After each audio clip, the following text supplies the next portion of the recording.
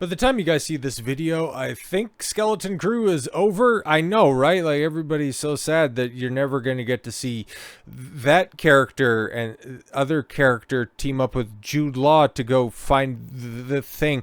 Listen, I can't even make passing reference. I haven't heard anybody, okay, outside of a couple of vague descriptions about, it's fine, I guess, okay? People basically passing out judgment that, yeah, it has all the shortcomings that modern day Disney Lucasfilm has with all of their other Star Wars productions. It's just, this one is, I don't know, man. It just so happened to follow up the biggest disaster in Lucasfilm history. I think we can definitively say that at this point, okay? For as bad as as The Last Jedi was, Rise of Skywalker still made $1 billion. The Last Jedi still made 1.7. Before it was all said and done, people were still discussing the streaming shows afterwards, and there are still fans of that cinematic abomination. But when it comes to The Acolyte, nobody watched it, and those who did were mocking it mercilessly. And the views from the content covering The Acolyte got more people watching it than anybody tuning in on Disney Plus. It was a straw that broke the camel's back, and Skeleton Crew just so happened to be on cleanup. It's a project that would have gone under the radar regardless if Star Wars was cooking or not. It's just them hinging a brand revival on this. It was never going to work. And now we definitively know that it didn't work because it hasn't charted on Luminate. We've got the skinny from the Nielsen ratings, and it's even worse than The Acolyte. So I guess when it's all said and done, extremely rare Leslie Headland W. Okay, so how The Acolyte beat Star Wars Skeleton Crew. Yeah, how it beat Star Wars. I think we could have just stopped right there. Star Wars is having somewhat of a resurgence right now. I beg your pardon. A lukewarm reception to the third season of The Mandalorian in 2023 was followed by Ahsoka, which was only slightly better received by audiences. No. At the time, okay, episode 5 of Ahsoka, where, oh my god, he Vadered, it's red, oh my god, it's the best thing, Dave Filoni, you literally have my soul. It was the highest rated piece of Star Wars content ever. On IMDb, it had something like a 9.7 or something like that. It was ridiculous. No, it was well received. It wasn't until couple of weeks later when people were like, oh, what exactly did I watch? It was a whole bunch of nothing, a lot of standing around, a lot of long gaps between lines being delivered, a lot of arms folded, and not a lot else. Like, what was accomplished? Okay, Thrawn's back.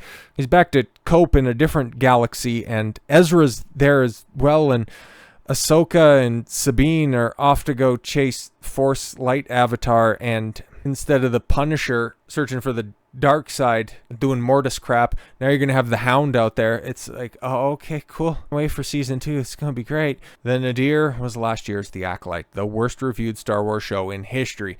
And then came Skeleton Crew, which recaptured the hearts of fans. The 1980s inspired storyline. Did it really? Both of them? You guys like the whole Goonies in space thing? However, it doesn't appear to have been enough to make its mark. Skeleton Crew stars Jude Law as a quick-witted space pirate who has mastered the all-powerful Force and befriends a group of children trying to find their way home after getting lost in the galaxy. Like the Goonies, has been a hit with fans and critics alike. After 7 episodes, Skeleton Crew has earned an impressive rating of 91% from critics on review aggregator Rotten Tomatoes, whilst the audience awarded it a respectable 80. Which for Star Wars, who even knows what that means, man? Okay, Force Awakens is locked at, what, 84? Oh, I'm sorry, not Force Awakens. Rise of Skywalker is locked at 84, and everybody and their mother knows that it's a train wreck. Nobody likes that film, even the people that worked on it. Word about it doesn't seem to have spread far enough, as Skeleton Crew didn't make it into Nielsen's top 10 original streaming charts in its first 2 weeks. Yeah, and it's very likely to hit that number after the fact either, or even with the finale that nobody's talking about heading into. Surprisingly, Skeleton Crew failed to qualify despite debuting its first 2 episodes on the same night. Yeah, during the week it premiered at the bottom spot in Nielsen streaming originals list and was occupied by the Great British Baking Show, which was viewed for 382 million minutes, meaning Skeleton Crew came in less than that. Yeah, meaning that less than 1 million people checked it out. And that's just rough numbers because it didn't even hit the charts, meaning that it's getting less numbers. It's getting less eyeballs than overnight infomercials. And why is that? Is it specifically for The Acolyte to be solely blamed for? No, like I said, it was the straw that broke the camel's back. I don't know, man. You take the member berries and the key jangles out of other shows, like Obi-Wan was just as horrifically written.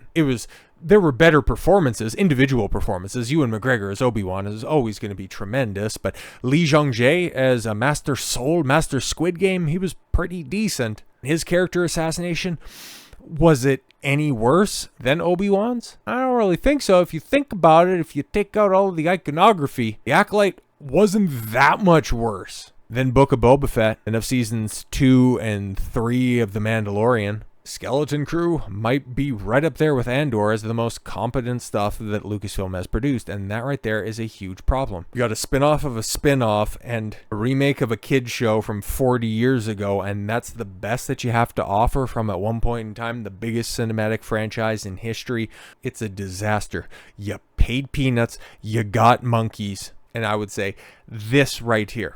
Okay, hiring the likes of Jodie Turner-Smith, just an abominable individual, bringing on people that bring nothing but narcissism and entitlement onto your production, into your studios. That is why you fail. The Acolyte actress, Jodie Turner-Smith, demands $28,000 a monthly alimony from X because of how difficult it is to be a black woman. Are you having a laugh? Jodie Turner-Smith, best known as her role as Mother Anusai. Well, actually, she was some race-swapped royal for some BBC production back in the cut. It's also failed and canceled Star Wars series. The Acolyte is making waves for ongoing divorce from Dawson's Creek star and, more importantly, Mighty Duck star Joshua Jackson, after alleging he hasn't paid her child support since their official split in October. Well, was he court-ordered to give you child support? Did you just take the kids to try to use them as purse puppies so that you could get a fat check? Sure seems that way. According to the court documents from insider leaks, Turner-Smith is demanding $28,641 per month in alimony. Really? I need child support, but that's alimony.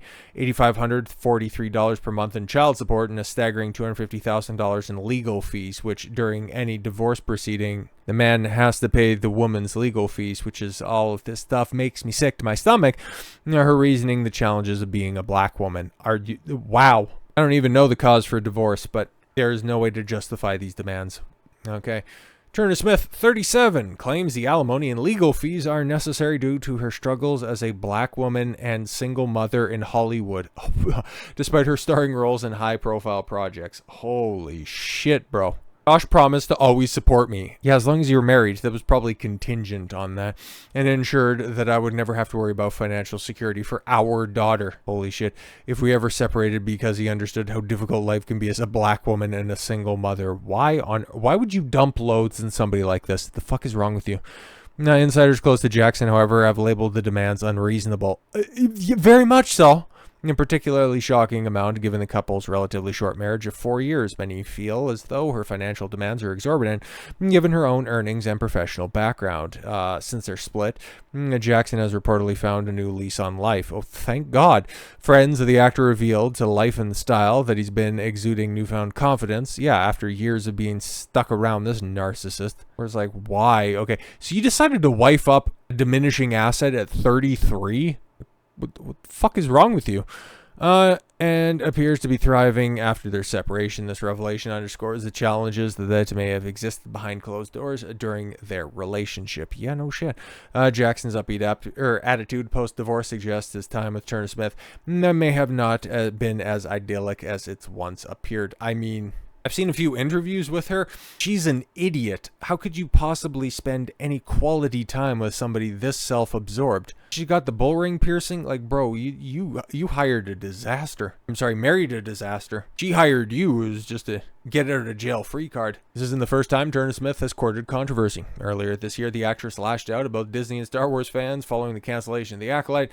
Turner-Smith blamed. She has a hyphenated last name. She didn't even take one of yours, bro. How many more red flags did you need? Blame Disney for not standing up to supposed racism and the misogyny among fans. This follows the trends of cast and crew members of the failed show for blaming anything on the show's failure other than, the fact that it was written in crayon.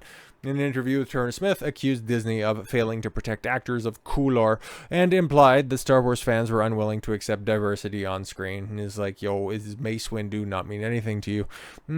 Got to stop. She has no idea who that is anyways. Got to stop doing this thing, or they say that there are people and then getting effing dogpiled on the internet with racism and BS, said the actress. Yeah, bro, I don't care.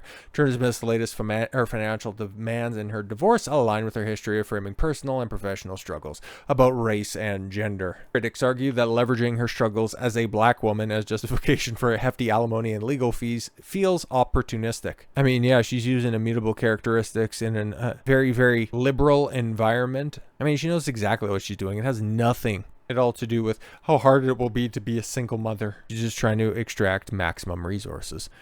Jackson needs to do right by his daughter and pay child support. No, he needs to do right by his daughter and get her away from that fucking seething narcissist.